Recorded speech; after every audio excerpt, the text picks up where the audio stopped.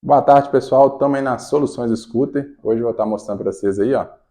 Honda ADV 150. Já deu problema no motor com apenas... Mostrando para vocês aqui, ó. Olha aí, 28.230.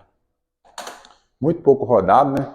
Então eu vou estar mostrando aqui para vocês. O cliente deu entrada, na verdade, com um barulho com excesso, né, no motor.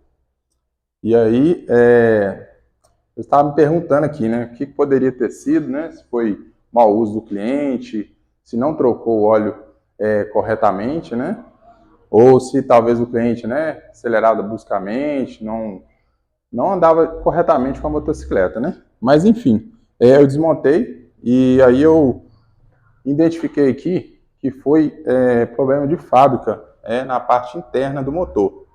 Geralmente foi na parte aqui, ó, tá mostrando aqui, ó, rolamento, no caso do Villabrequim, aqui, ó.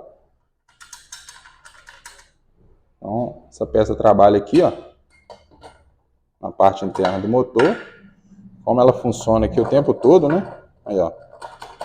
Acaba sambando aqui e dando esse barulho. E aí, dando esse barulho, o que acontece? Danificou a parte de cima também. Não sei se vai dar para vocês verem aqui, ó. Arranhou o cilindro, né? Pistão e anel. Danificou aí magneto, né? Olha aqui, pra vocês verem. Danificou estator. Então a gente vai estar, né, passando aí para o cliente, fazendo orçamento, passando para o cliente. E fica a dica aí, se caso, né, apresentar qualquer barulho anormal do motor, né, levar na concessionária mais perto aí. E principalmente manter a garantia, porque nesse caso o cliente não estava com a garantia, né? E aí ele teve que levar na oficina particular. Então todo esse prejuízo vai ficar para o cliente, né? Então é isso aí, pessoal. Tá mostrando, né, mais um pouco aí do nosso serviço. E vocês que não é inscrito aí no canal, né, inscrevam-se no canal aí, dê o seu like aí, beleza? Pra gente estar mostrando mais vídeo aí. Bacana?